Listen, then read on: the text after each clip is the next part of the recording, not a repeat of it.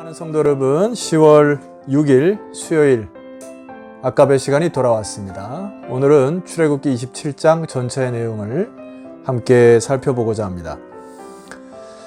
자, 27장은 성소에 들어와서 그 첫 문을 들어온 이후에 번제단, 그리고 뜰, 그리고 성막의 등불에 사용되는 기름에 관련된 그 내용들을 살펴보려고 합니다. 이 오늘 구체적인 이 기구들을 살펴보기 전에 우리가 한 가지 좀 생각해야 될 것이 있습니다. 어제 말씀드렸듯이 성전의 출입구는 동쪽에 있다고 말씀드렸죠.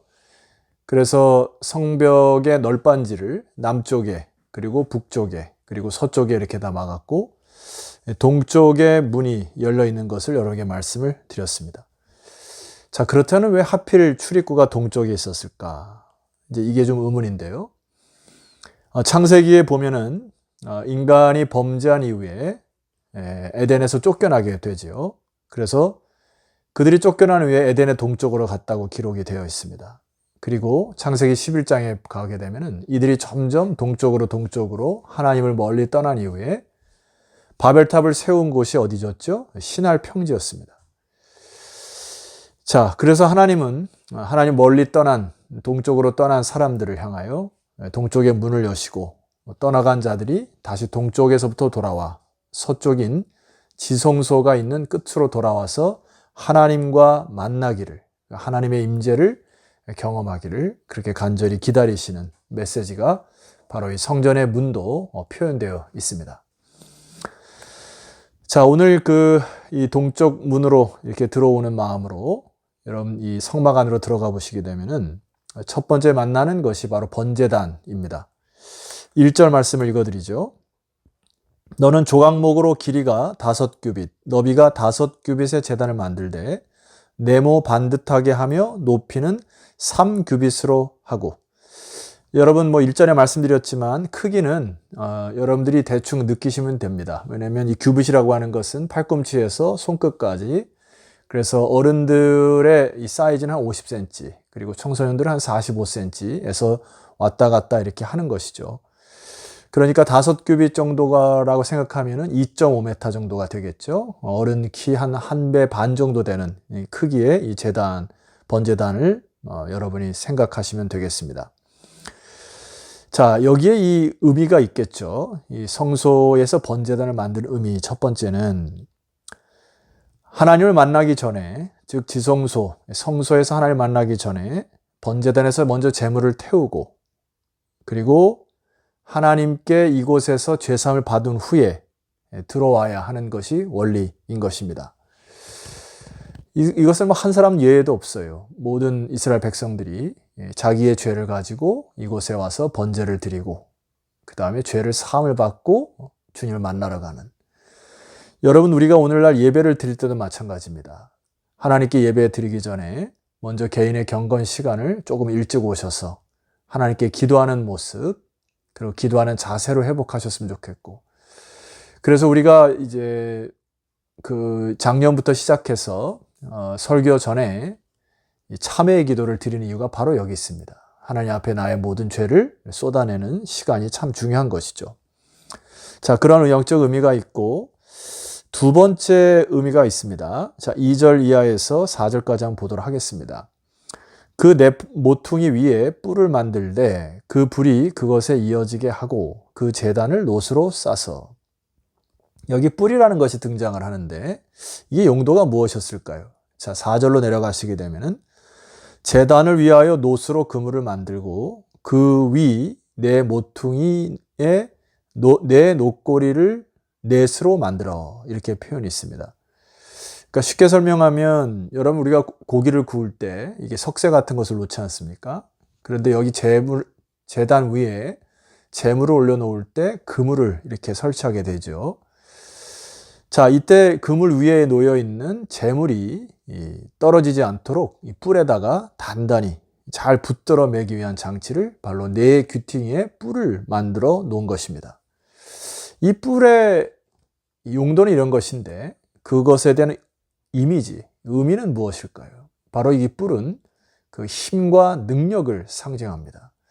한 가지 예를 들어서 보면은 다윗에 이어서 솔로몬이 왕이 되는 이 왕위의 혈통이 이렇게 이어지는데 서열 1위였던 아도니아가 이것을 무시하고 스스로 왕이 되려 했던 것을 기억하실 것입니다.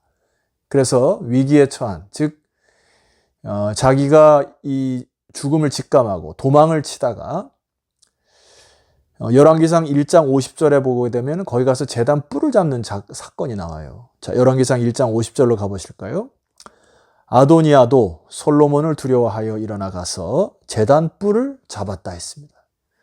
51절 어떤 사람이 솔로몬에게 말하 이르되 아도니아가 솔로몬 왕을 두려워하여 지금 제단 뿔을 잡고 말하기를 솔로몬 왕이 오늘 칼로 자기 종을 죽이지 않겠다고 내게 맹세하기를 원한다 하나이다. 바로 이 뿔을 잡는 법, 뿔을 잡는다고 하는 것은 살 수 있는 기회가 생겼다고 하는 것입니다. 그래서 누구든지 위급할 시에, 죽음을 앞두고 혹은 위급한 시에 그 뿔을 잡으면 살 수 있는 법이었어요. 바로 뿔은 힘과 능력을 상징하죠. 바로 여기 아도니아가 죄로부터 도피할 수 있는 근거, 이 힘의 근원을 잡게 된 것이죠. 자, 이것은 구약에서도 여러 가지로 표현이 됩니다. 시편 기자의 시편 18편의 말씀 보니까 여호와는 나의 반석이시오 나의 요새시오 나를 건지시는 이시오 이렇게 고백을 하고 그 마지막에 뭐라고 얘기하냐면은 나의 구원의 뿔이시오 나의 산성이시로다. 바로 여기 뿔이라고 하는 그 상징은 구원자 되시는 예수 그리스도를 의미하는 것이고 오늘날 우리들은 그 구원의 뿔을 꽉 잡고 놓지 말라고 하는 믿음의 반응을 하나님께서 원하시는 것입니다. 이것이 아주 귀중한 두 번째 의미이겠고요. 세 번째 의미는 이 번제단은 조각목으로 만들어 짠 이후에 그 다음에 놋으로 그 위에 입혔죠. 여러분 이 번제단의 놋으로 만든 이유가 뭘까요? 이것은 아마 용도적으로 놋은 불에 강하기 때문에 놋을 입혔던 것이고요. 영적인 것인 놋이라고 하는 성경의 메시지는 하나님의 공의와 심판을 뜻합니다. 그러니까 바로 이곳에서 예수 그리스도 십자가의 제물 또 구약의 제물들이 이 놋제단, 번제단에서 하나님의 공의를 완성하는 것으로 보면 정확하겠습니다. 자, 이런 그 의미가 있고요. 두 번째는 오늘 성막의 뜰과 울타리를 한번 보도록 하겠습니다. 9절 말씀인데요. 너는 성막의 뜰을 만들지니 남쪽을 향하여 뜰 남쪽에 너비가 100규빗의 세마포 휘장을 쳐서 그 한쪽을 당하게 할지니라. 자, 성막의 뜰을 100규빗 하면은 뭐 한 45m에서 50m 정도 되겠죠. 그래서 북쪽도 100규빗, 서쪽은 50규빗. 그래서 이 넓은 뜰이 있게 되는데 이것은 이제 뜰이라고 하는 이름은 차르라고 하는 히브리어 단어입니다. 이것은 동사 이 차라르라고 하는 괴롭히다라는 단어에서 왔습니다. 바로 여기 괴롭히다라는 말은 무슨 의미일까요? 여기서는 제물을 바치는, 즉 백성들이 와서 하나님께 죄 사함을 위하여 그 번제단에다 제물을 올려놓고 직접 잡게 되어 있죠. 그러니까 그 제물을 잡을 때 그 제물이 당하는 가축이 당하는 고통 속에 그 울부짖음, 그리고 그 가축들이 당하는 비명소리, 그리고 그가 죽어가는 모습, 피 흘리는 모습. 자, 이 모든 것을 지켜보게 됩니다. 그것을 지켜보는 인간의 마음의 양심이 찔리고 인간은 자기가 지은 죄에 대해서 굉장히 고통스러운 곳이죠. 나로 인하여 재물이 당하는 고통 속에 인간도 죄로 인하여 고통하는 것이 바로 여기 뜰인 것입니다. 자, 사랑하는 성도 여러분, 우리가 하나님 앞에 나아가기 전에 번제단에서 이게 많은 시간이 여기 소요되었을 것이고 이 뜰에 서 있는 제사자들이 참 그 고통 속에 다시금 자기를 돌아볼 수 있는 시간이 되었을 것입니다. 오늘 우리에게 필요한 것이 무엇인가 하니 제가 주일날 말씀드렸듯이 토마스 아켄피스가 쓴 그리스도를 본받아라고 하는 그 책의 내용에 다시 한번 강조합니다. 하나님은 자기의 연민과 회개 없는 묵상을 바라시지 않는다. 이것을 뒤집게 되면은 하나님은 오늘 우리 인간이 자아 중심의 세계관에서 벗어나 진정한 회개가 있는 묵상이 있기를 바라신다. 우리가 하나님께 예배를 드릴 때, 또 경건의 시간을 드릴 때도 마찬가지로 여러분 이 뜰에서 나의 죄에 대한 고통의 회개의 기도를 드리는 이런 시간을 갖기를 소망합니다. 자, 마지막으로 이 성막의 등불 관리에 대한 부분인데요. 20절 이하에는 앞에 우리가 25장에서 이 등잔대에 대해서 여러분 살펴보았습니다. 여기는 거기에 넣는 이 감람유에 대한 부분을 얘기를 해요. 20절입니다. 너는 또 이스라엘 자손에게 명령하여 감람으로 짠 순수한 기름을 등불을 위하여 내게로 가져오게 하고 끊이지 않게 등불을 켜되. 21절. 아론과 그의 아들들로 회막안 증거계 앞 회장 밖에서 저녁부터 아침까지 항상 여호와 앞에 그 등불을 보살피게 하라.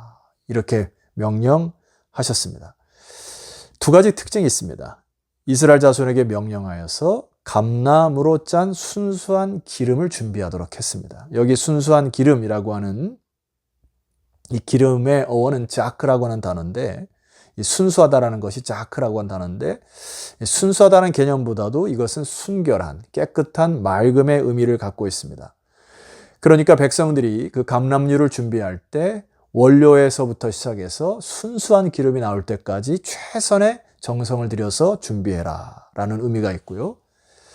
이 등잔불은 저녁부터 아침까지 밝혀야 된다는 것입니다. 그러니까 밤이 되는 순간 매일 밤 규칙적으로 등불을 켜라는 것이에요. 이것은 하나님께서 그 성소에서 밝히는 빛으로 이스라엘 백성들을 지킨다는 의미가 있습니다. 우리가 일전에 살펴보았지만 성령의 불이 활활 타올라서 그 안에 하나님의 빛이 거한다는 거, 이제 이것이고요. 그렇다면 우리 편에서 해야 할 일은 무엇입니까? 이것은 오늘날 성령의 불을 받아 교회가 하나님의 진리, 하나님의 나라, 먼저 그의 나라와 의를 구하고 소금과 빛의 역할을 회복하여 세상을 밝히는 빛의 사명을 감당하는 것을 이야기합니다. 자, 성도 여러분, 오늘 이 말씀의 맨 마지막에 이렇게 선포합니다. 이는 이스라엘 자손이 대대로 지킬 규례이니라.